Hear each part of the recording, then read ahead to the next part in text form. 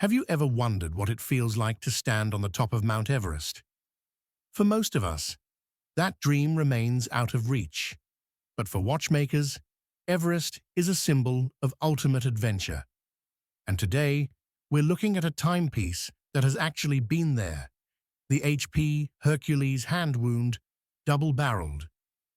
In 1953, HP Hercules made history when Austrian climber Hermann Boule wore one of their watches to the summit of Nanga Parbat, known as the Killer Mountain. Fast forward 70 years, the revived brand returns with a watch that once again proves its mettle, this time on Everest itself. This is the ice blue model, the very same worn by explorer Ryan Waters during his summit push.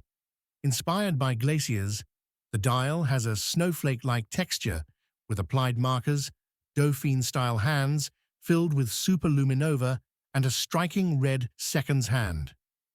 The case measures 40 millimeters by 9.4 millimeters thick, with a sapphire crystal front and back, 100 meters of water resistance, and a comfortable 46 millimeters lug-to-lug.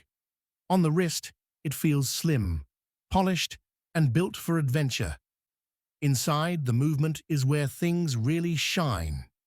Developed with manufacturer Horloger Vallée de Joux, it features a double-barrel design for extended power, chronometer certification, and even luminous contour lines on the bridges, a nod to topographic maps. At €5,995, the Hercules isn't cheap, but it blends history, durability, and unique design in a way that honors its mountaineering roots. A true modern tool watch, one that's been tested at the top of the world. So, what do you think? Is the HP Hercules a serious Everest-ready timepiece or just a pricey heritage revival? Let me know in the comments, and don't forget to subscribe for more watch stories from around the world.